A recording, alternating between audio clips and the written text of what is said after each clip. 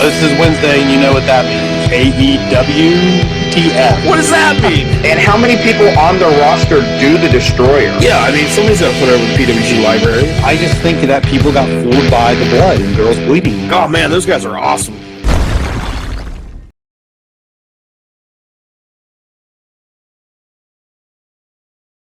Hello, and welcome to AEWTF, and you know what that means. We're going to be discussing AEW Dynamite for 7/7/21, and it's Road Rager, the first show back on the road. But aren't they going back to Daly's place next week? No, right? They're in Texas, and then Texas again, and then somewhere else. In August, they got one in Jacksonville, but that's it. Oh, okay. I knew they were going back at some point, but anyway, so their first show, it's in Miami, and they start out with the South Beach strap match, which I actually thought the match was pretty good, but it was kind of a burial of QT Marshall, in my opinion. Oh, you mean because he got the jobber entrance? Yeah, jobber entrance and the jobber finish. It's like, you know what? I'm done. You spit on me. I'm just going to hit my finish a bunch and win very resoundingly. The Cody Tunnel got some HD upgrades with some more screens. Don't know if you noticed that. Yeah, I did notice that. Yeah, you know a feud has went very well when in the big blow-off, one of the guys is just already in the ring, and the other guy has a $10 million entrance.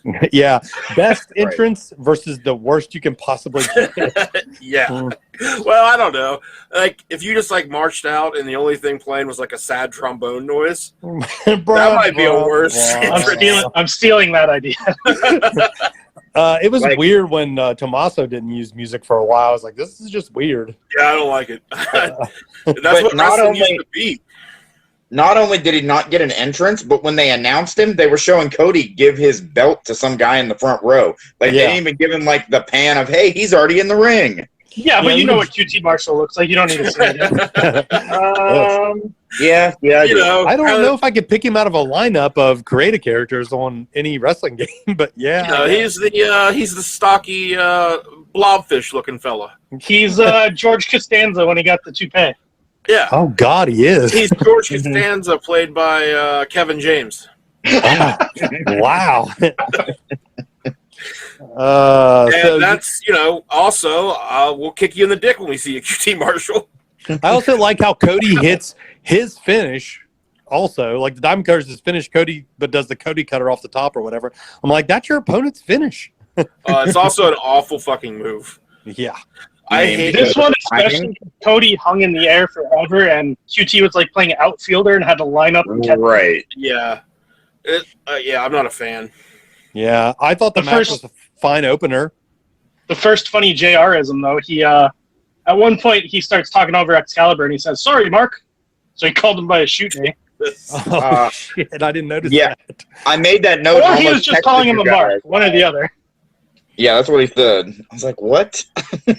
So does anyone hate this? Anyone love this? I did not like it. I mean, the match technically was fine. I did like Cody firing up in the finish after the spit and just jobbing the shit out of QT. But, I mean, can anyone in this podcast explain to me why that match needed 15 minutes? Yeah, that was too long. It was definitely too long. The German, when Cody was caught in the straps, was rough. It's funny, too, because once we get to it later, I'll change my opinion. But the lights out thing killed the fucking crowd in this match. Like, they just completely stopped reacking after that. Well, it's because they all thought, damn it, the AEW production team strikes again. And I like the excuse, though, where because for later on, they're like, oh, we're having weather problems here. I'm like, oh, that's great build for when they need to do it later. But, like, yeah, it does really hurt whatever match gets that. Like, if you're Cody, you would be like, hey, yeah, do that, but not my match. The idea, well, it makes sense because he attacked Cody later. Oh, so yeah. Great spot for me to run in, but Aleister Black said that was his idea to do the blackout for a second in the match, too. That's a good idea. I hate. So I didn't like the match. Really? I thought it was okay. It was fine. But I got it rated 1 out of 5. Wow. Yeah. I didn't like it either. To me, if like you've put all this time and effort into this feud, if all you're going to do is have QT Marshall be the jobber, then just let Cody come out and just beat his ass quickly and end this thing and then move on. Like, This was too long of a match for this. They clearly didn't give a shit about it. They had the same issue they had with the bull rope match. With the strap itself wasn't cooperating a lot. They're getting twisted up in it. They're trying to slap each other with it, and it would be sideways and not make a sound. Yeah, I'm not a huge fan of strap matches. Strap-ons. When they have the four corners gimmick. It's just such a dumb fucking thing to me. Because strap matches are supposed to be like these like grudge feud matches, and they're usually bloody. But then to win it, you have to like play a kid's game where you touch four corners in a row. I do think the four corners touchy is Uncle Touchy won it, so congratulations. But I didn't think the crowd was into this at all until the very end when they knew that it was about to end. Also, if Cody's going to be touching stuff, he needs to grow the mustache back. We all know that. Yeah. We'll get to the reason why I started doing this, but this is the first show I started counting how many matches had commercials during them, the picture-in-picture. This is the only match on the show that didn't have a commercial break. Of course so. And it went 15 minutes. Yeah. Yeah. If this was a real blow-off to a real feud, 15 minutes is fine. Give them the 15 minutes. But hopefully it is, we're done with this. But for it to be what it was, it wasn't, it just wasn't. I'll go one step further. I agree with everything you said, and I'll say any match that starts with one participant already in the ring shouldn't go 15 minutes because you don't give a fuck about both those guys. Yeah. Yeah, bingo. And I really hope that whatever they are about to do with Cody, we'll get to that in a little bit, but I hope after, like, it's a way to send him away for a while. He's never going away. His baby's already born. He's back. He's exactly what he was. Like, he's WWE's mid-card guy. Like, he's nothing more than a mid-card guy. I don't see him as a main eventer. He's such an average fucking worker to me. And I'm just ready for him to go away. Side question. As I was fast-forwarding through Raw, they were showing clips from a strap match that happened on Raw last week. The highlights of that match, I understand highlights are highlights, but looked more impactful, more intense, more everything than what this was. Did anyone watch it that can compare a strap match to a strap match? I did. And, Who was it between? Who's the singer that hurt Omega? Elias. Who's the singer that hurt Draven? I like that that's his title. That doesn't narrow it down enough for me, though. I couldn't think of Elias versus... Honky Tonk Man? He hurt me emotionally. Does that count? Elias and Jackson Riker? It was, as far as the strap match goes, it was better than Cody and QT Marshall because they beat the shit out of each other. Like, they used the strap on correctly. Yeah. It also wasn't a touch the four corners. It was just a pinfall kind of match. But yeah, the clips I saw just looked like they were actually more concerned about beating each other. It was a much better use. There wasn't a super dangerous German suplex, but other than that, everything, it was better. So our next segment is what I like to call "Who Gets to Say Bitch This Week," and we got a winner. Hey, before we get to the segment, though, in between the Cody and QT Marshall match and this segment, they were showing their match graphics. Did anyone else notice Jake Hager's gigantic head on a tiny little body? No. I think that's just the man's. That's just his proportion. Yeah. Well, so how many extra clothes is he wearing when he's in the ring? Because he looks bigger. I think he's leaning forward, like to do like a most muscular, like crab pose. So he's leaning forward, so his head's closer. He is not the most muscular in that picture. No, but I think that's the. Do yourselves a favor and like go back, like just look like it's. I think it's photoshopped. It looks ridiculous. But okay, then the segment. So the segment, who gets to say bitch this week? And Sammy Guevara pulled the right ping pong ball, so he gets to say it to Sean Spears and gives him a chair shot. And I didn't notice any of that. The only thing I noticed was Sean Spears wearing a ridiculous steel chair pin, like presidents wear the American flag pin. Oh, I didn't even see it. He had a stupid steel chair pin, and that's all I could focus on. Well, I watched that first match with my daughter before she went to bed the other night, and I might liked it more because she was like selling the strap hitting too. She's like, "Oh, it's leaving marks on his back." I'm like, "Yeah." So she was into it just because she's into anything on wrestling. So that may have. And then whenever this came up, Sean Spears started out. They started out the clip with him flipping off the crowd or whatever, and I was like, "All right, baby, time for bed." so but yeah, I mean, this was a whole nothing segment. What? So he says people are asking me why I did it. Who are these people, and why wouldn't you guys have been in a blood feud between groups? I legitimately have almost word for word what Jason just said. And also, I think it was JR maybe said somehow this rivalry between the Pinnacle and the Inner Circle continues to heat up. And but he had to stop. Oh Jesus, we have to deal with this again. Oh yeah, to heat up or to intensify, whichever he said. Jesus, buddy. Also, Sammy Guevara was using a tough guy voice. I don't know if anybody noticed. I did not. Because his normal voice isn't very tough sounding, but he sits down in the chair to talk to Sean Spears, and he puts on I'm gonna get you. He tries to put on a little tough guy. It's adorable. So next we get Tommy Bahama in the ring, or Tony Bahama in the ring for an interview with Kenny Omega, which was a funny comment by Don Callis. And you got fired because of Impact, I think is what they're talking about. Yeah. And he does the real men don't. Do you get the reason he did the Tommy Bahama thing, or are you just thinking he was making fun of him? He's just making fun of him, right? No, the one TNA event he did back in 2003, he showed up in a Hawaiian shirt and flip-flops. Yeah. Tony Schiavone. I think that's so he was wearing a Tommy Bahama shirt there, so it's like him talking shit on who's him. going to get that call back besides maybe you? Just maybe me. Probably not even the people that were on that TNA episode. Yeah. Schiavone probably didn't even remember he worked there. And then they do the whole Evil Uno, Hangman. We'll continue that. It's Bangkok or whatever. First of all, Evil Uno hasn't heard that joke before. For God's sakes! I like instead of just tapping him in the dick, he kicked him. Yeah, got a little pop out of me. He really banged that cock. Whoa! I enjoyed this. This is this whole angles feels like when pro wrestling was kind of big. It has that energy to it where this is a big deal. I do I do think Hangman and Kenny are going to be big, a big time angle on that.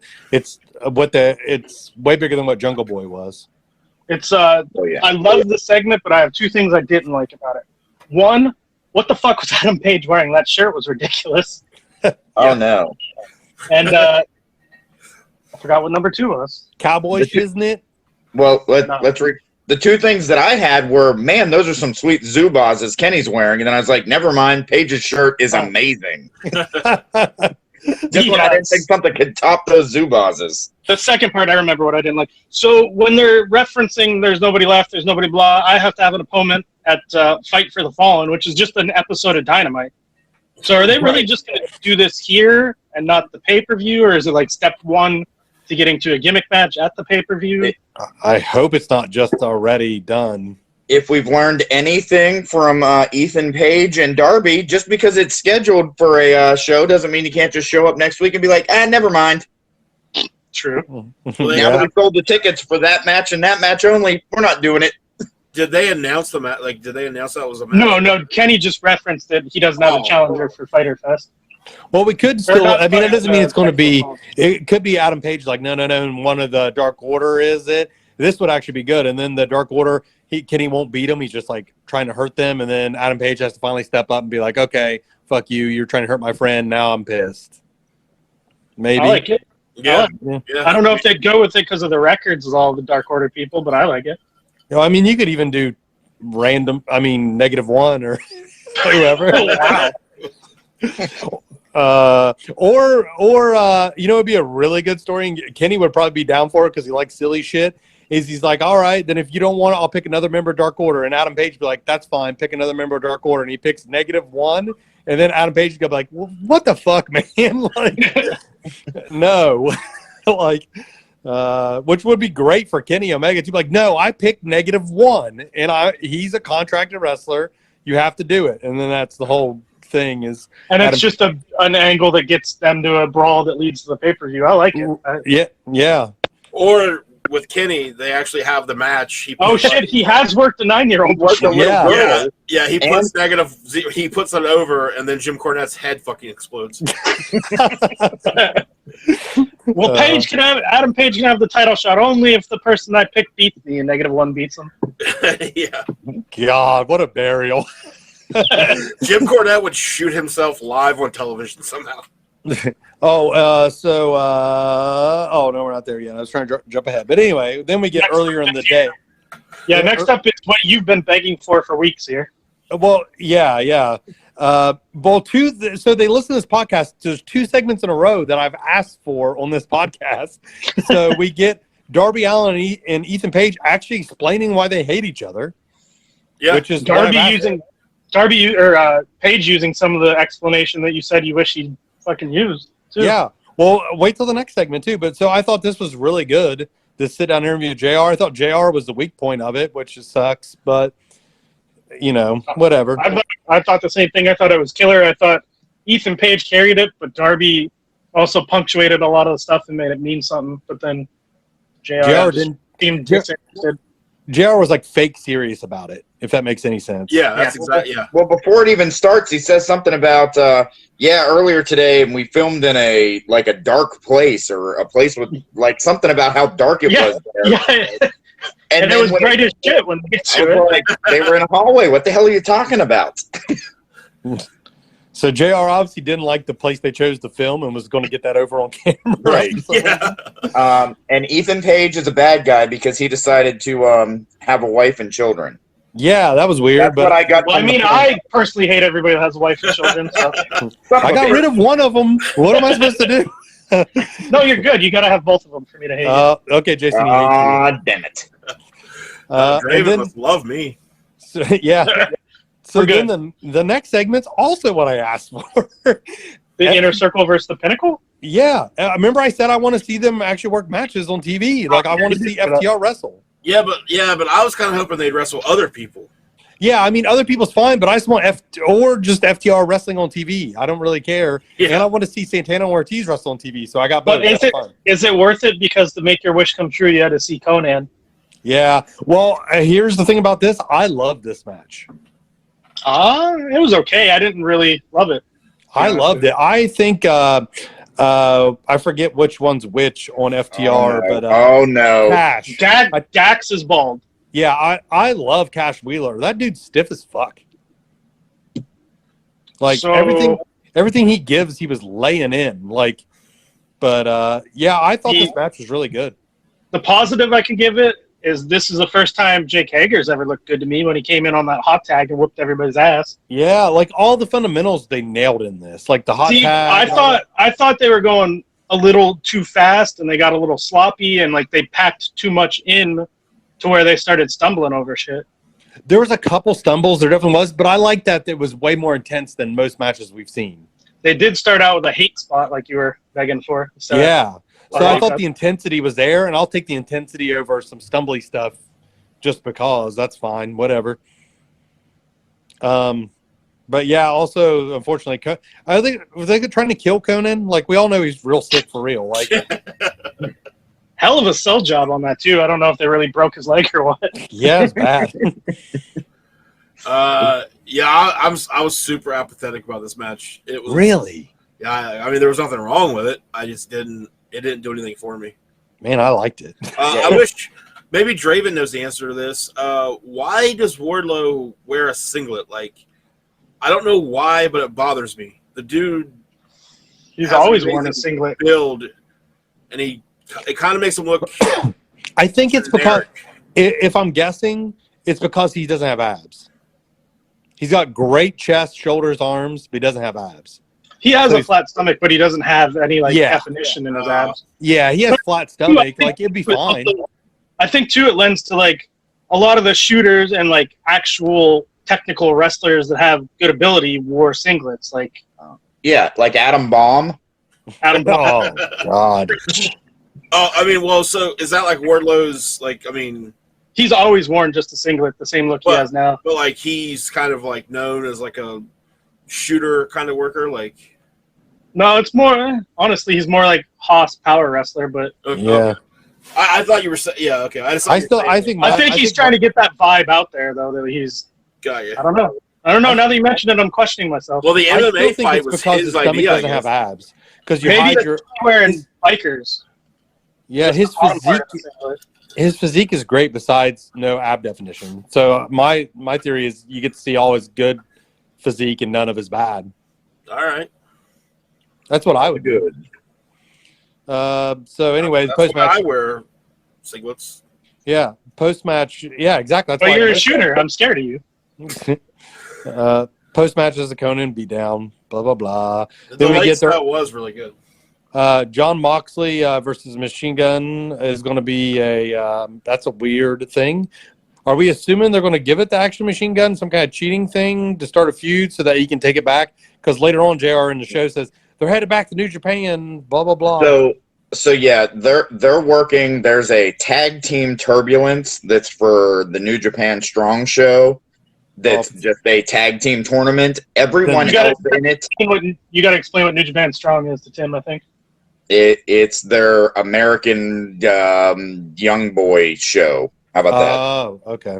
So literally, the next name that you've heard of that's in this tournament, Nagata's in it, but you don't know who his partner is. The team that they are fighting in the first round is TJP and Clark Lauer something. That's the only people in it that you've ever even heard of. So I don't know if the plan is to put them over so that then they can do something tag team wise with the company. But that's on the 16th. I don't think any of that has to do with the Moxley thing. I just Now think I don't. Well, they just went out of their way to say they were going back to New Japan. Yeah, I But thought that's maybe what they they're were going going back. back. Here's the thing. It's been a pandemic, but they've said since they released from WWE that the plan all along was Impact and New Japan in a joint deal, and they said they're going back to New Japan as soon as they're allowed. So it's not like it's been hidden. that they're New Right, but I Japan thought now. that was a hint that he might win it to go back to New Japan and defend it. But if there's a tag tournament, Yeah. then that throws that out Yeah, the if- window. So And Well, that's literally a week Japan's from also under a state of emergency right now, and you can't do any travel there.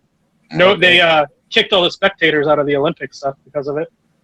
And in other New Japan news, though, they did announce that G1 Climax starts on the September 19th and will go through the 21st of October. So someone's renewing their New Japan World subscription. I got 19 shows to watch in 21 days. Jesus. So he'll be taking a month off the podcast. Yeah. Last year, Imagine Also- getting a 19-day tournament. Jason now speaks fluent Japanese after. I didn't watch it last year, but the 4 years before, I watched every single night of it. So, American commentary though, so Yeah, Jason likes I- wrestling more than all of us. I learned the word larietto, tranquillo, you said that one wrong, and that's not even Japanese; it's Spanish. and rainmaker. Those are the three words that they said the most. Oh God. So let's move on real quick. So we have a face-off with MJF and Chris Jericho and a fan. And a fan. Yeah. In a triple face-off. So I don't know. Everybody watches TNT on a different feed. I have DirecTV, but my feed got stuck on a new Genix commercial, so Mine it didn't even too. show any of Jericho coming out or anything. It literally joined back in the second Jericho popped the fan in the head. Oh wow. Yeah, I watch it on YouTube TV and so does Cash because he's on my YouTube TV. Yeah. But- Hey, kayfabe that one on the air. Right, No, right. we're allowed to have 5 accounts and so Oh, okay. yeah. He's the sixth, though. Mhm. But Yeah, Yeah, no, they mine should- froze too. And so I missed it. Although my note was, man, I missed out on the live crowd singing Judas. Well, Well, they put it on man. their Twitter, so I saw it. So I have a note about that. Like, for a while, I kind of hated it, and I'm still not a really big fan of it. But I do think Jericho deserves like that moment every time he comes out. But everyone that they show singing it looks like such a fucking dork. Yeah. That's because everyone that goes to a wrestling show in the audience Is a fucking dork. I'm going to pee while you guys talk about this. I'll be right back. Oh. So what's funny is there's different angles of the fan jumping the rail, whatever, blah blah blah. So the security don't have them wrangled. That's why Jericho goes out and punches him in the head, and it's actually Justin Roberts that grabs him by the leg and yanks him off the fucking stage. Mm. He's just Justin Roberts just reliving the Daniel Bryan tie incident. Yeah, he's like, I'll get my fucking revenge on you. Yeah, I miss Jericho punching the fan or hitting the fan. Yeah, he actually steps out of the ring onto the stage and punches him while one security guy's fighting with him.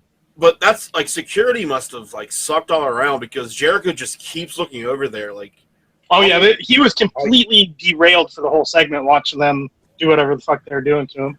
I heard you guys talking about the Yapper Dapper while I was going. Did I miss Yapper Dapper? Oh. He's the one that actually grabbed the fan by the leg and yanked him off the stage because security wasn't getting the job done. I Yeah, wish Jericho. the Dapper Jericho's Yapper punch yanked me weekly. off. Oh, God. All right, podcast over. Burn it to the ground. Who said How what? do you burn megabytes? Burn it. But yeah, I so thought Jericho actually did a really good job. It was a pretty veteran move to go ahead and address it. yeah, and MJF addressed it too, which I thought was a good. Well, the crowd was completely they weren't paying any attention to MJF. I like when MJF's like, if anyone else wants to come in here, come on in too. I was like, fuck, all right. Yeah, but the crowd just wasn't paying attention until Jericho obviously pointed it out. And it Yeah, got There also was a solid fuck his mom chant. Right? yeah. yeah. That was a pretty killer line. I liked the segment till the very end. His pause on that line was fantastic. I did think the segment overall was very good. I don't know if what it's leading to is going to be very good, though. I agree. Yeah. Hey, The juice Is there effect didn't anyone who look good. didn't think that was going to be the stipulation that he was? I'm gonna just have to glad go that I'm just glad that it appears it's going to be 5 separate weeks instead of a gauntlet match. I think Jericho's capable of having a good match with every single one of them, but I do not think he's able to have 5 in a row in a gauntlet match. But it's also going to drag out this Pinnacle thing for forever. Well, I mean, the pay-per-view is not till the end of August. I assume that's where it's ending. Yeah. And Jericho hasn't wrestled really on TV in a long time, right? He did War Games and maybe one tag match at the beginning of the year. Wow. He did that match with Dax Yeah. Oh, yeah. that Right. I still pretty mark out for. Dax is great, and so is Cash. Yeah, I those love dudes it. are awesome. Yeah. But yeah, the Judas, I already don't like the Judas effect. I think it's fine as a transition move or just a move. I think it's a dumb finish. I get why he does it, though. It looked really bad here. It did look bad. The walls of Jericho are mostly out because that puts a lot of stress on your knees and back when you're giving it and you're that old. Yeah. And then right. same He's with not doing the lion salt. the line salt. He almost kills himself every time now. I quit doing the line salt, and I'm 20 years younger than Jericho. So. Oh, I completely get why he uses it, but it Do you just do the line salt, Omega, still? Yeah. Yeah. My issue with him using the Judas effect is I feel like with Eddie Kingston doing just that spinning back chop he does, it looks so much better than the spinning elbow. That is a very good point. Yeah. And so if you have two guys that are doing moves that are remotely in the same, realm, and one of them clearly, if you get hit with that one from Kingston, you're dropping. But sometimes it's just really awkward when Jericho hits it. Plus, that's one of Andrade the Idol's moves that he uses too. So who knows if he's going to start doing it. AEW hasn't been real stingy about move overlap, but it seems like you're right there. I don't think he's going to use the elbow thing anymore. And they made Andrade change his finish too. So are we to that match? Oh, we're almost to that match. Almost that match, but yeah, we'll get to that. But overall, I did like the segment, but I could tell Jericho was very annoyed the whole time. Yeah, you could see it in his face, like the fan ruined Jericho's day. Yeah. So, and it seems to always happen to Jericho. Didn't he have that happen to WWE too? Well, he had the thing out in the parking lot I thought he had an probably actual did. fan. I think you're mixing up the Eddie Guerrero RVD ladder match. It was RVD. Yeah. I was thinking Jericho was in that. Okay, yeah. Jericho probably had 1 or 2 in WCW because right, because everybody did there. we were talking about that earlier in text, but like Nitro and pay-per-views, there was always a fucking fan jumping in the ring. So so what's everybody's thoughts about the fucking tool that did it posting on Twitter about how he did it for Jim Cornette? Oh God! Did you see Cornette disowned him though? I was gonna say Jim Cornette roast his ass for it. He did. Did he really think that Cornette was going to be like, oh yeah, that's what we want to see more of, is people jumping in the ring and interrupting and possibly injuring? Well, I mean, what other possible conclusion is there to Cornette's shtick? He's like the Donald Trump of wrestling at this point. Of course, his people are going to commit an insurrection during the show. And it was just as successful. Hey-o. There's honestly nothing better as a worker than when a fan gets in the ring. Yeah. It's just such a, like, everything slows down and you're just like, you hear like heavenly music. Yeah, I get giddy. I'm like, oh yeah. And you're like, oh, I'm gonna fuck this dude up. Like, I don't think a fan has ever come in during one of my matches. I had one time. I have had 3. Jesus. Wow, somebody's a good heel.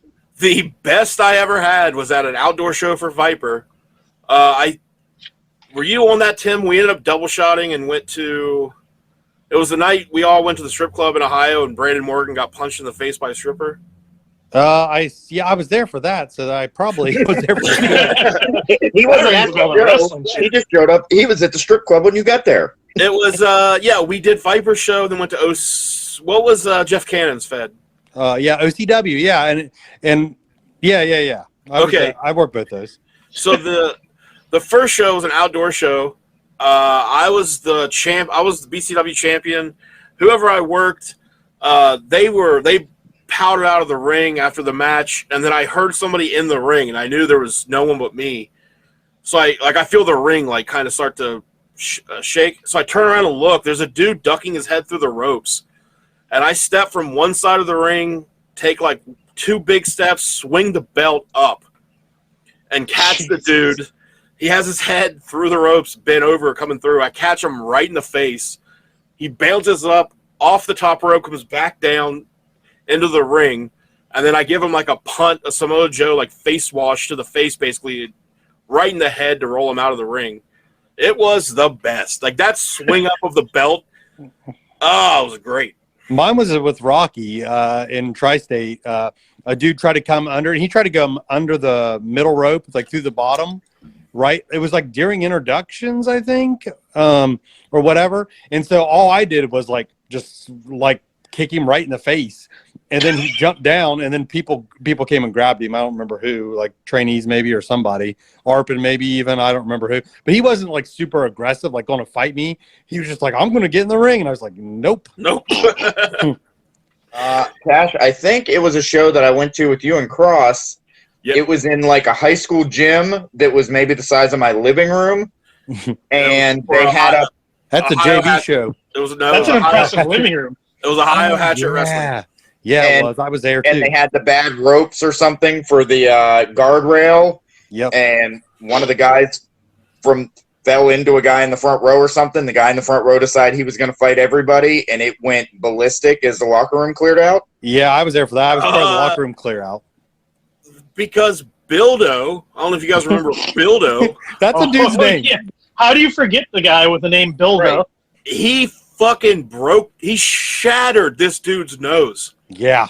Because the guy is like threatening people, screaming at everyone, trying to fight people. Bildo's more of a badass than his name gives you. Like right then, I was like, oh, wow. This Bildo walks out, punches him square in the goddamn face. The guy's nose explodes. And then the crowd all like shoves the guy out. Like I remember all the wrestlers, and I'm standing there like, "Hey guys, he's not fighting back. He can't see or breathe.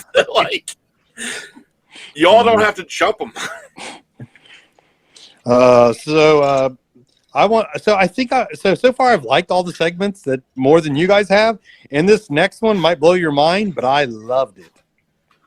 Britt Baker? Yep. Britt Baker? Yeah. Britt Baker, baby, I loved it. The Saudi shot she got in there about blood money. Yeah, and then also Rebel did awesome too with the whole disagreeing with her behind her. She's like, I look great like this all the time. She's like, no, she doesn't. And I was like, oh, this Which is what so they were good. doing at the beginning when Britt was a full-on heel. I'm glad to see they're kind of going back to it. And then the Dallas comment, like Britt Baker. Oh, God. We lost Jason. Jason. But Britt Baker killed this whole thing. Like, it was so good. I agree, and it's almost the point where it's controversial to me. She said the Saudi Arabia line, because that's something that might blackball her chances of ever going to WWE. I agree, and I love it when someone's just ballsy like that. Like, I don't give a fuck about WWE. Yep. So, yeah, it could honestly get her boyfriend heat. Like, I don't think he fucking cares. He's like Shawn Michaels' favorite wrestler. He's golden for the whole time he's in NXT. No, I want to be Shawn Michaels' favorite wrestler. Well, you should have been 6 inches shorter, and You should have kept the long hair and kept doing the Destroyer and kept wearing I tights. still do the Destroyer. cut your shins off like Cotton Hill. It'd be hard to do the Destroyer that way. It'd be real hard to do a super kick. Yeah, a super nub. Oh, come on. Come on. Well, I sent Jason an invite. We'll see if he comes back. But next we get and so I made the mistake of listening to what's it called, Observer Radio about this match before I saw it, and it may have skewed some of my things. But I'll point out something they pointed out, and then I saw it too much, maybe. So Andrade versus. I don't think you guys can have a lower opinion of this match than I do. Ooh, okay. So Andrade versus Matt Sydal, and the whole thing they said, and once I heard it, I was like, damn, they're right. Was this to get Matt Sydal over? Because it definitely did that more than it got Andrade over. Right. How are you going to debut a guy that's supposed to be a big star and make him go 10 minutes 50-50 with another guy that's seen more as a jobber? That's exactly what Dave said. Uncle Dave. Uncle Dave. But, like, seriously, how the fuck did they not debut Andrade in, like, a 5-minute fucking murder death squash with Dante Martin or something? Yeah, get all your shit in, Andrade. That's literally what if I was booking this, I'd be like, hey, Andrade, just get your shit in and look real good. That'd be my only. At a certain point, I think some people that are, like, too into the wrestling side of wrestling, like Tony Khan seems to be, he thinks that, like, a really solid, competitive, good performance is going to give them as much as, like, a squash would. It warms my heart to hear you say that because I thought you would disagree. No, I mean, both serve a purpose and both can be useful, but definitely not on a dude's first match when you're trying to make him a star. I agree. Andrade looked awesome. I don't like the mask. I don't like him wearing dress pants, but I fucking hate him being with Vicky Guerrero because it makes no fucking sense. I hate it too. It's fine that she brings him in, whatever. Like they can have a loose connection like that, giggity. But like, why the fuck is she? Why does he go from having a hot Latin woman to this old cougar lady? Yeah, don't know. Cash, how do you feel about it? I thought the whole thing stunk. They should have had him. Who's the other side now? Mike. You don't need a fucking explanation. The explanation is Andrade. Jason's gone for the rest of the night. He's got a work issue. Andrade. What the hell was I saying? Oh, so like you got Andrade. It's his debut match. That's all the reason you need for the match to be happening. So have him work the other side now, and fuck him up, and then build to the 50-50 with the other Matt. Agreed. That'd been good. If you're gonna have a competitive match between Matt and Andrade, give it a little bit of a story other than Matt Sydal did his entrance while Andrade tried to steal like promo time, whatever the fuck the story. It's a super easy thing to book. I don't know how they fucked up Andrade's in-ring debut. We haven't mentioned this, but why does he have a random manservant with him as well? Yeah, where'd that guy come from? No idea. Didn't name him, didn't give any purpose for him.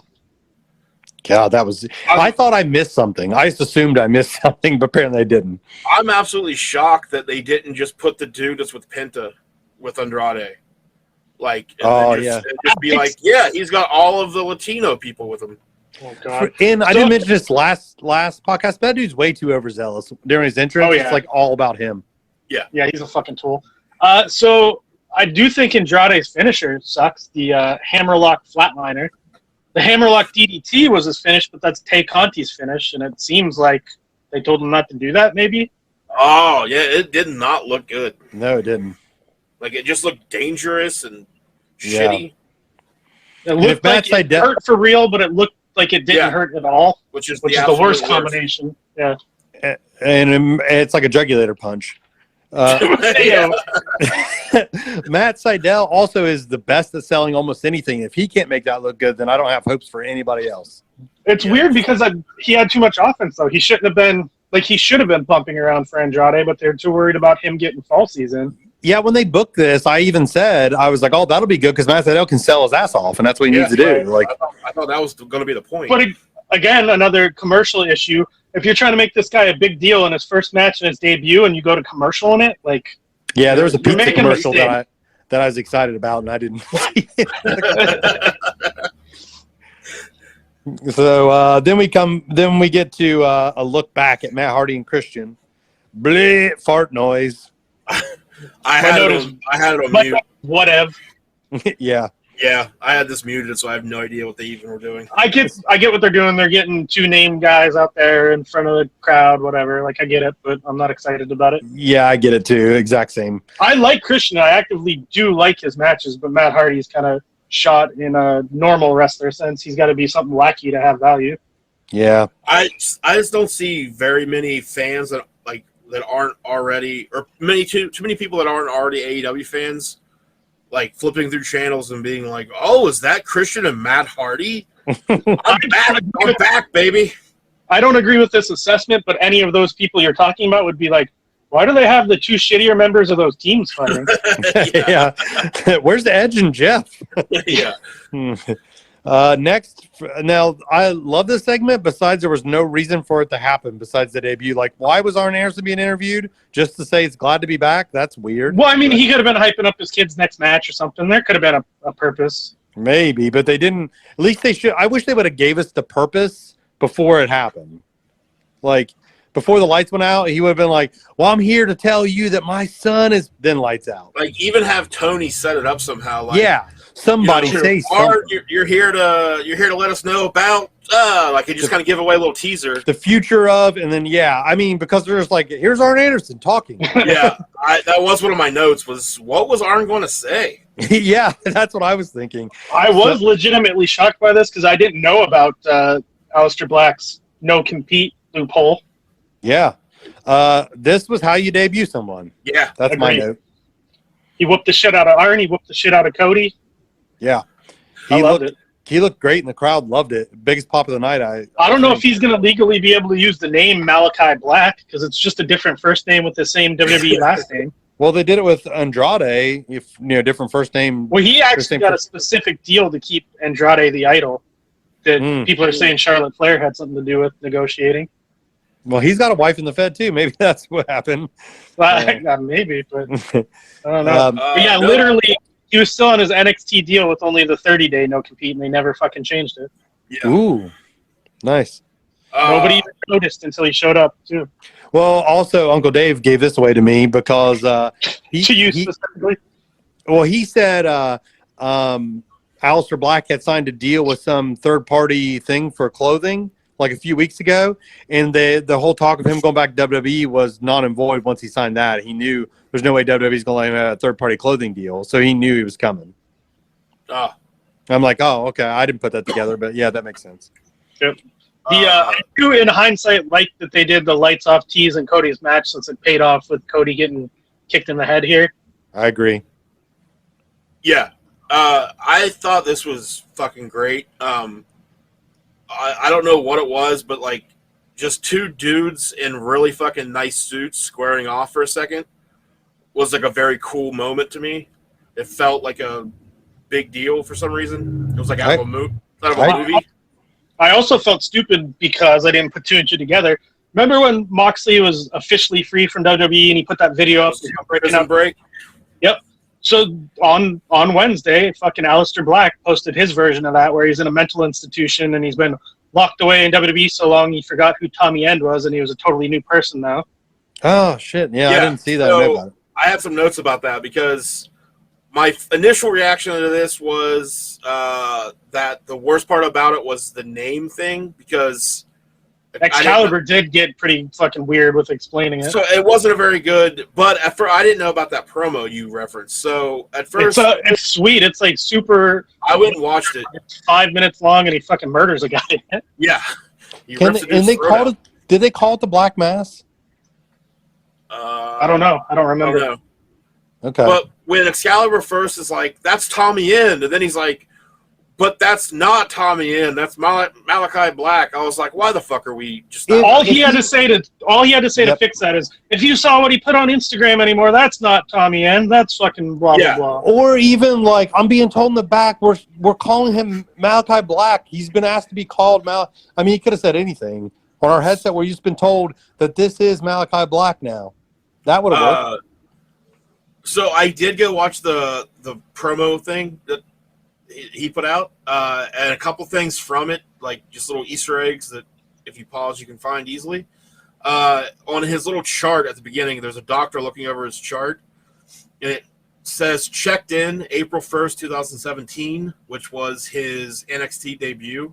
And then it says the medical history is a surgery for the polyclinical surgery for eye after assault from other patient on 7/27/2020.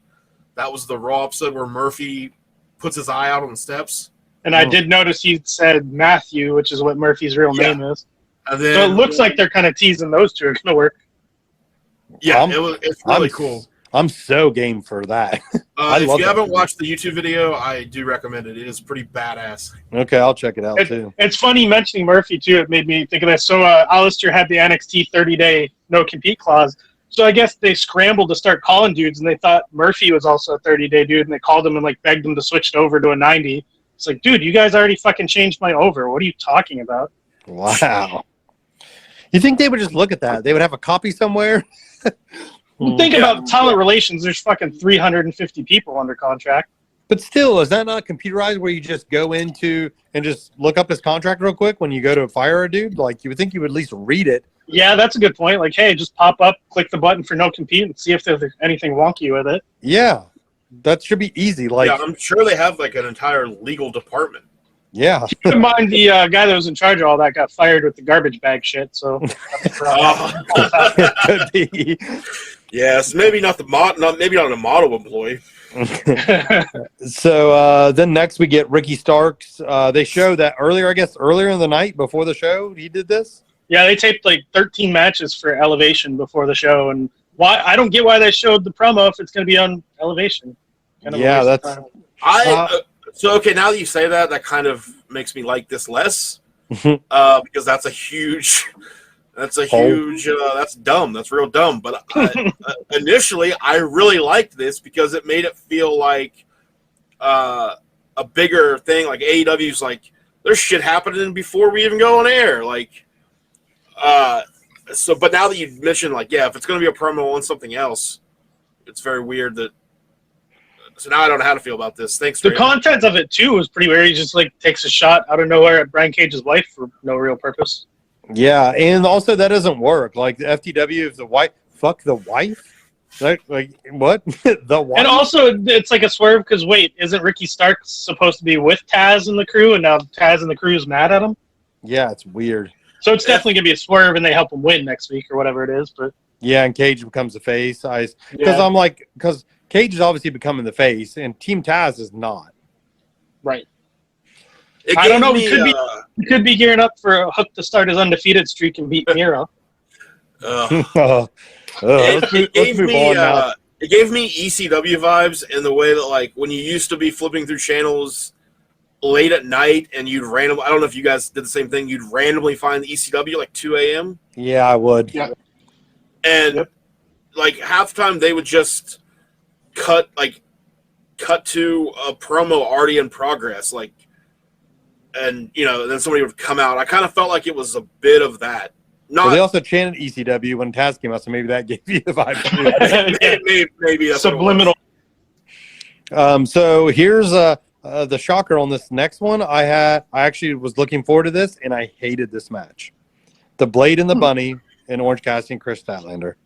Chris Statlander, I thought was good. It just the match was messy. The rules were messy. The commentators didn't know the rules. They did that whole hit a finish and then tag out, and they're like, "Why would they do that?" And then they tried to explain it, but the explanation was dumb. Like, wow, I don't agree on that. I thought the finish was creative. I thought the finish was. I'm talking about before the finish. Okay. I barely paid attention to this. The only notes I have was that at the beginning, I wish when the referee checked the blade, he had a giant blade. I understand that I get that he used the brass knucks last week, but like his name's the Blade, so it would have been cool if they would have found a giant blade. Also, okay, I don't know if this is going to make sense, but the Blade is to Tommaso Ciampa as Bill Pullman is to Bill Paxton. It makes way more sense than it should. Yeah, it does. Every time they showed him on the hard cam, I was just like, that is an alternate reality Tommaso Ciampa. I also want to see Omega, you and Chris Statlander have a 450 off because she's got a beautiful 450. The Area 451, they called it. I love that too. Yeah, I love the me too. name.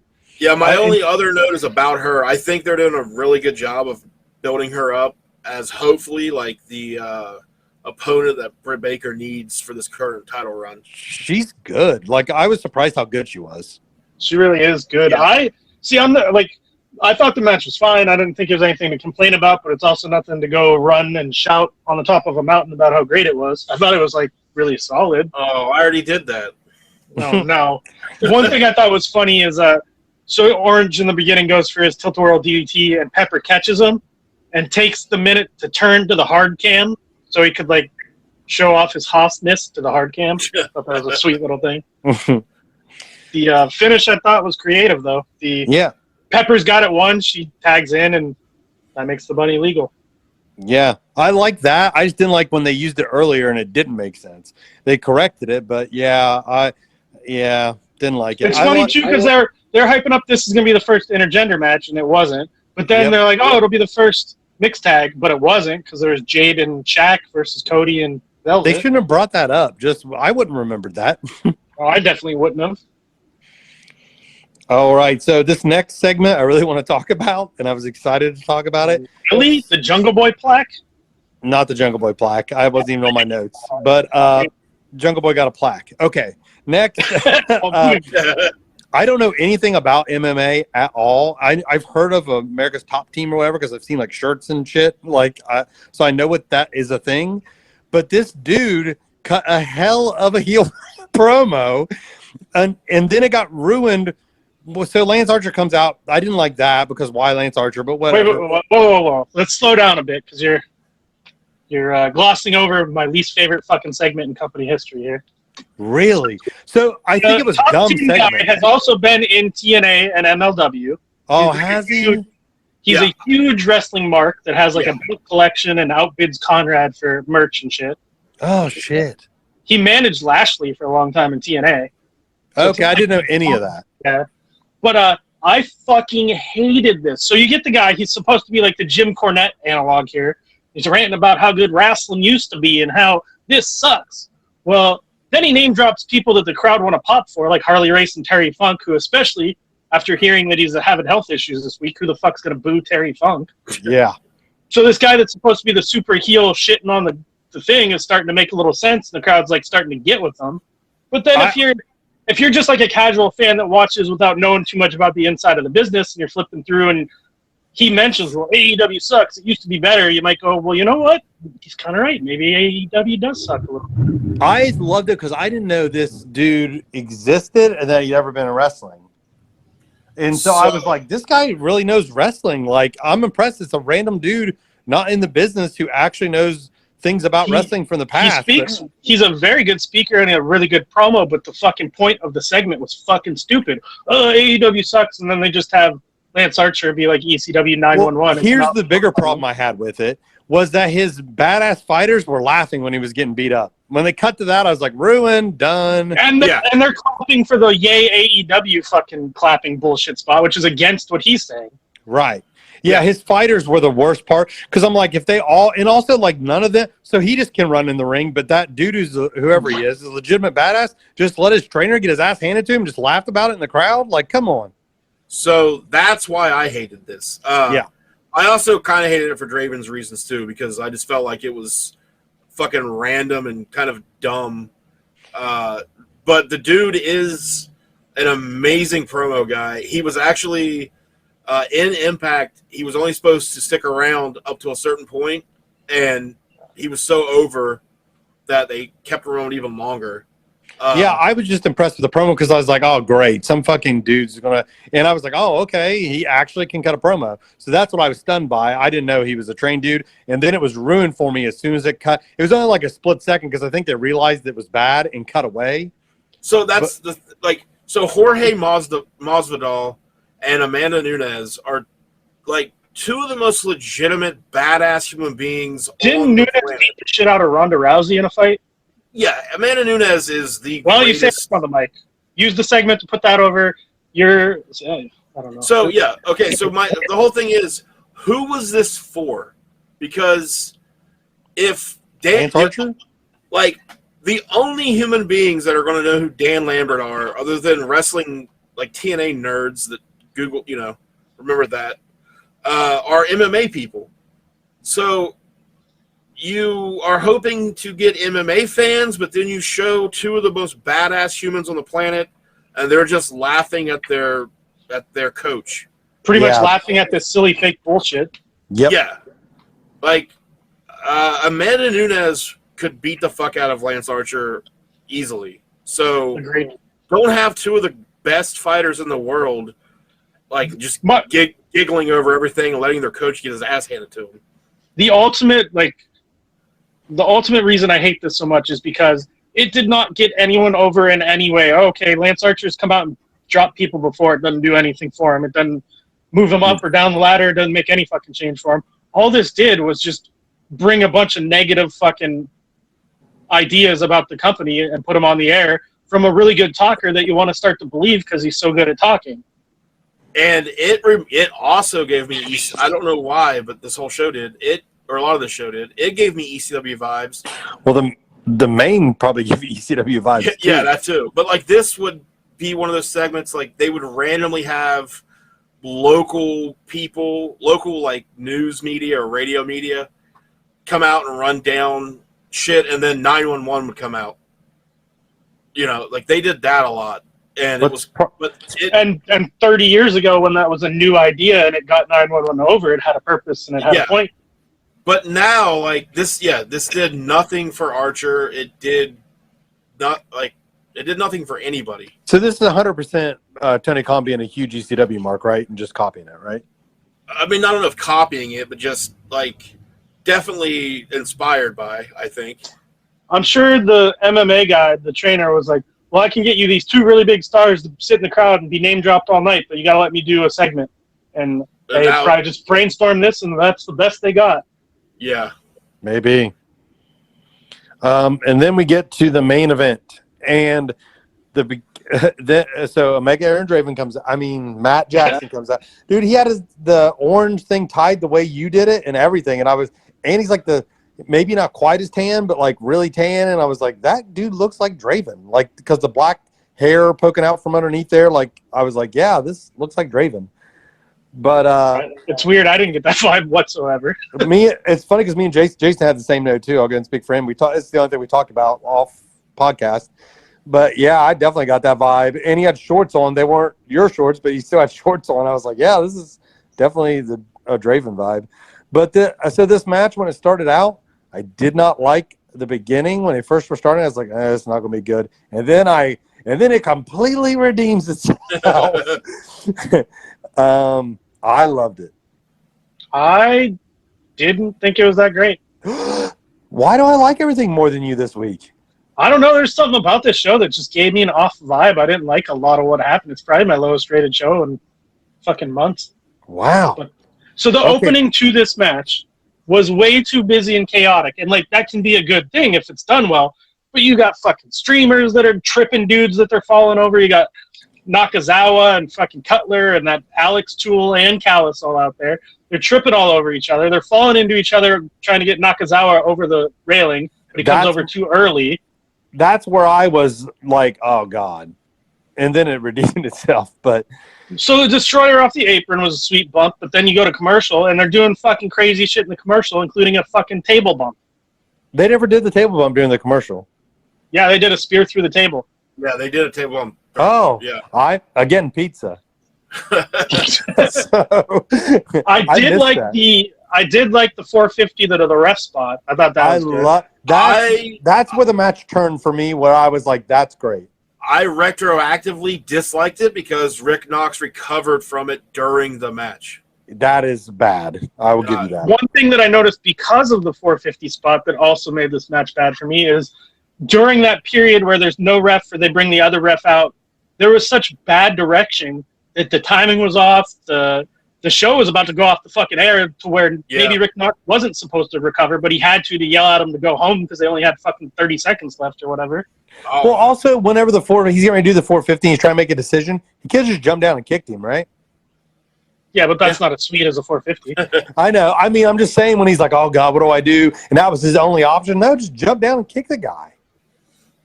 But he wouldn't have got that spot. Was completely in the middle for this match. So I'm right between you guys. I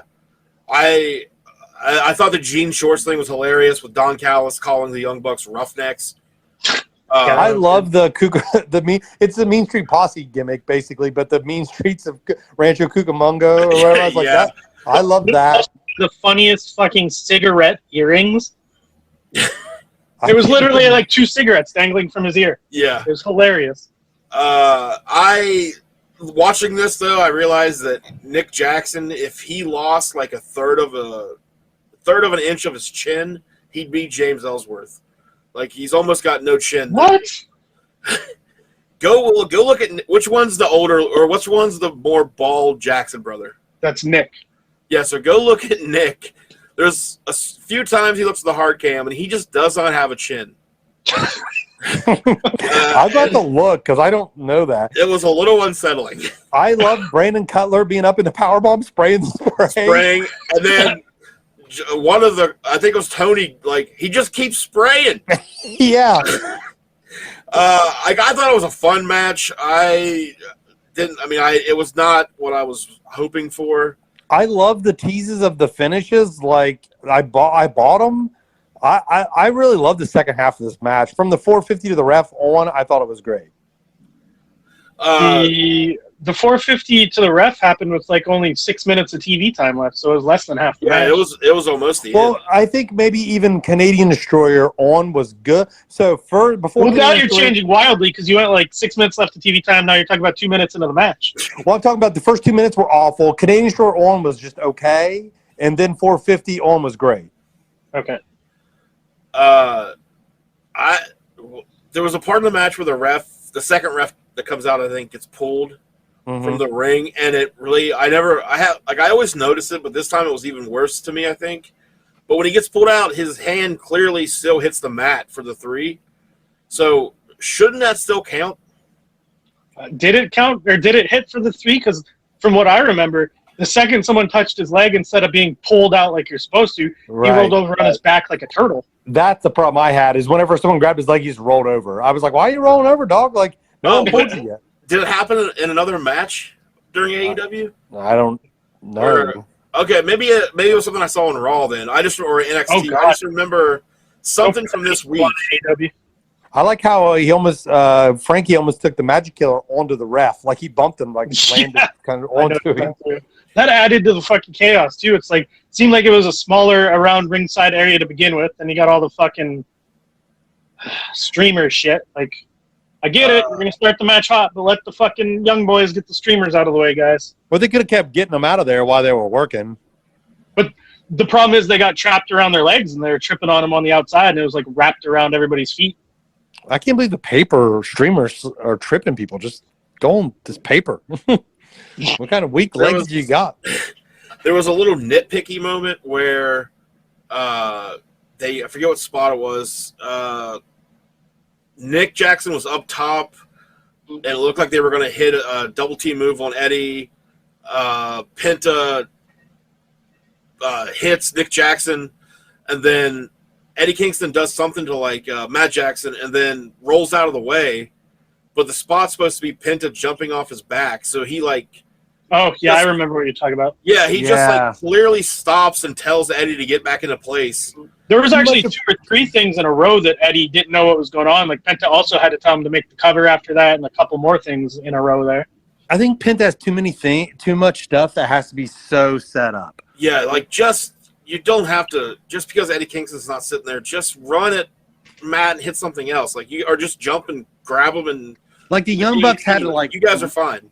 The Young Bucks had to really work. Like there's one point when they took a couple bumps and then one had to get up and run around the ring to get beside his brother so they could do the next thing. And I was like, God, that sucks. Yeah. Like, there's just too much of that. But I mean, I thought the match was just really, fun. When Cash had fun earlier, that really struck a chord. Like after the 450, I felt it was fun. Like I bought the falsies and I was like, oh wow, they're actually going to have the Bucks lose. And but so I liked it better than everybody else, I guess. But yeah, I'm definitely in the middle on it. I didn't hate it, but I had it rated at 2 out of 5. Wow. I would have maybe gave it again. This came right after my least favorite segment in the whole company history, so it could have just put me in a sour mood. Oh, true. Yeah, that too. I think also when it started, I had real low hopes. I was like, Jesus, this is going to suck. And then once it didn't, I also felt like everybody worked their ass off in this, and so that gave me like I thought the Bucks really worked their ass off, and Penta just did Penta stuff, but and then I thought Eddie Kingston really worked his ass off. Like the Bucks, like who's like, yeah, we're going to do a Canadian story, threw a table off the apron like 2 minutes in, and like that also gave me an Omega vibe too because I was like, yeah, Omega would be like, yeah, that's fine. That's true. I'll cop to that. That's true. But yeah, I just really liked it. And again, 2 weeks in a row, Brandon Cutler entertained me. So there's that. It's the tracksuit. As soon as you start wearing the tracksuit. Maybe that, yeah. And I like when they're like, yeah, the executive stooge or whatever. And he's like, no, he's an intern. He's like, that's so you don't have to pay him, isn't it? I was like, yeah, that's funny. Yeah, it's too bad that Callis is so involved with like that group because I wish they would just get rid of Jim Ross and just have Callis join the commentary as the heel guy. I feel like that 3 would be a perfect 3. You got the hard heel guy, the hard fucking over the top Bobby Heenan of the group. Yeah. You got the Tony Schiavone who's like the neutral play-by-play guy. He's Tony Schiavone. And then Excalibur is like the wrestling nerd Mike Tenay kind of guy. Yeah. Oh man. Yeah, it'd be great. Thanks for making me want that so bad. Hopefully they kind of transition to that at some point. If we buy enough barbecue sauce, maybe JR will retire. I mean, just turn lights off slightly, like that backstage segment. He won't be able to find his way out anywhere. Well, apparently you can have the lights on completely, like blaring, like blazingly blinding people, and it's too dark for him. Shit. Did you see where he received death threats for the slip up he made, where he said it was? Yeah, dude, Twitter's wild. People Jesus. Chill. He said the wrong company initials. Why the fuck would you want to kill him for that? And people are like that upset about it. Like he's being accused. He's still being. There's people with conspiracy theories where he's only there as he's being paid by Vince to sabotage the company. Like people are fucking crazy.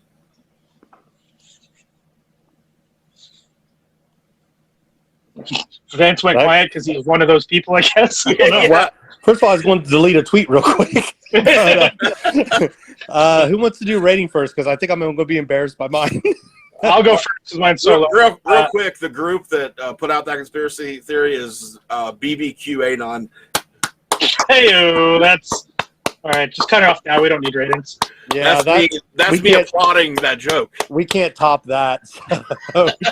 The show's canceled, everybody. All right. Oh, so all right. Here we go. Here's our countdown. We had 16 segments, which is less than usual because there are only 11 promos this week. Oh. 5 matches. Of those 5 matches, 80% had commercial breaks and 40% had post-match attacks. It's always 40%.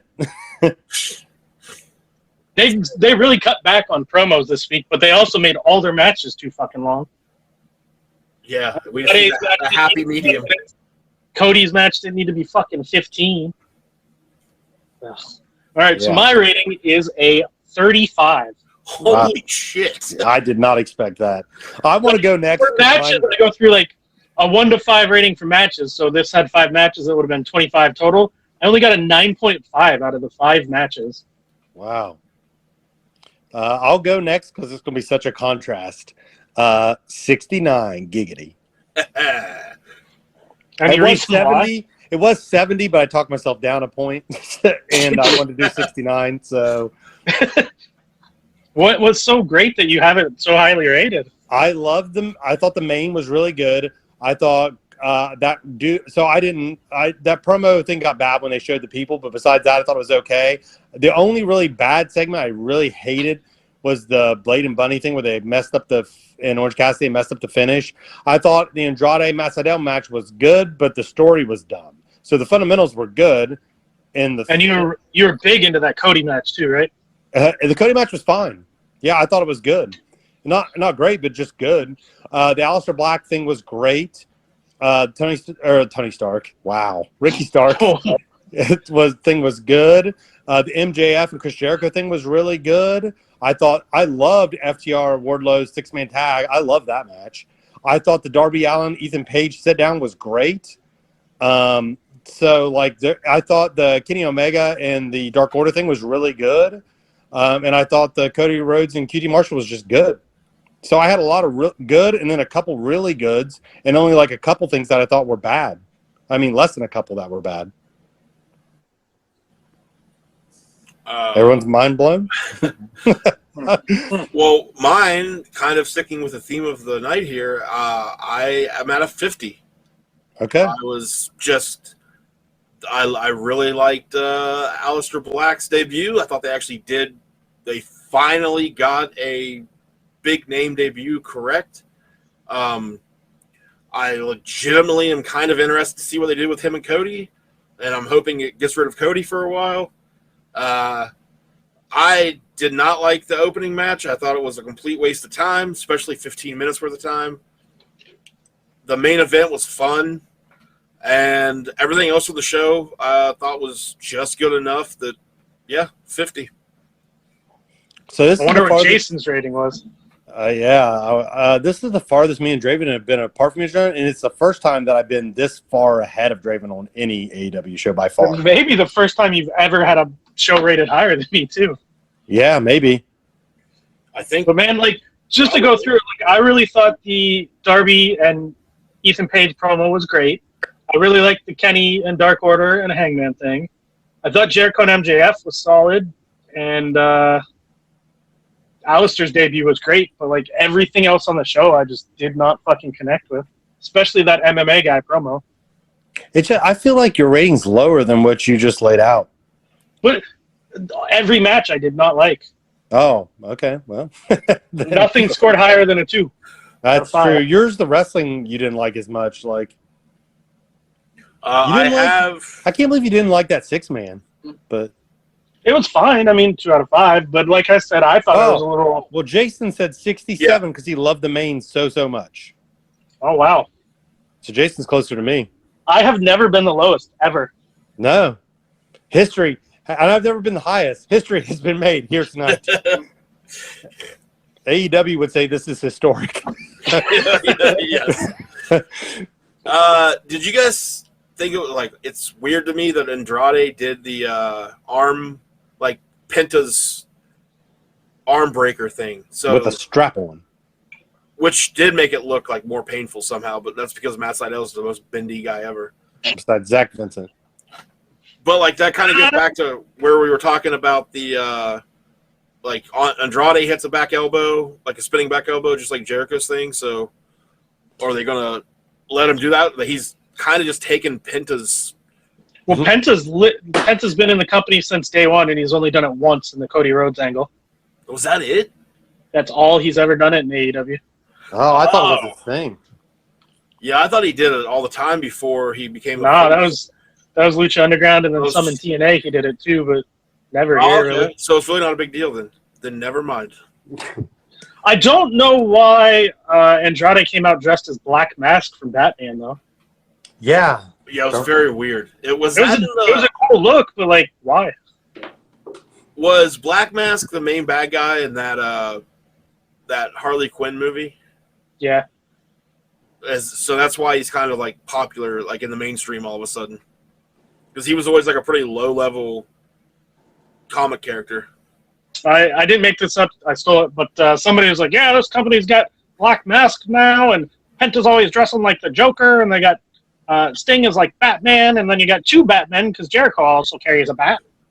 Are you just openly mocking Jason? Is he the one that said that? Yes. I thought I read that online somewhere. Oh, No, he texted that to us earlier today. Shooting. I'm good. That editor will take care of it. Yeah. No, Jason won't listen this far into the show. No, God, no. No one listens this far. We can literally just say whatever we want. Yeah. Oh, speaking. So this is just a random story that'll blow people's minds. So a random FedEx guy today at my work brought us a FedEx freight. Brought us this giant package, right? I have to unload it for a truck. We're standing there talking, and he's talking about the president of Haiti getting assassinated, right? And if you didn't know that, that happened. And I was Spoiler alert. Spoiler alert. Don't watch the news. I've already ruined it for you. But and then he says this publicly, says, "We need to hire that guy to come over here and do that job for us." I was like, whoa. Whoa. Come over here and kill the president of Haiti? No, our president. Ah. And I was like, I think I need to turn you in. Yeah, right.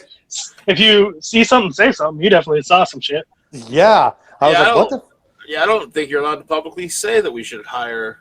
Yeah, I don't think so either. So FedEx president. freight guy, random old dude, you'll be able to find him. He'll let you know his opinions. He also told me they had to deliver to a Mexican restaurant. Later on, he'll make them wait because he knows they'll still be there later. I don't know what that means, but sounds racist. Yeah, I didn't ever reply because I didn't know what the fuck the guy meant. Yeah, it just sounds racist. I really don't know, but I'm like, what are you saying? Like, how many times are you pissing during this podcast? So first of all, I go to the gym before the podcast. I drink a pre-workout and a bottle of water while I'm there and a protein shake when I get home. So I take in a lot of liquids right before the podcast. But all right, I mean, is that why your voice sounds so smooth? Hey, yeah, I was in the back. Should I wait? Should I start recording in here? Is this much better? No. Oh, okay. No, it definitely sounds like you're in a small room. I was. Yep. I knew it. All right. Well, with that piss, that means whenever it comes down to second piss, it's time to end the show. You know what that means. You know what that means? Show over. So we will see you guys next week. If you listen this far, I'm sorry, Jason. No, you're not. You're not sorry. Never. I know. All right. Bye. Bye.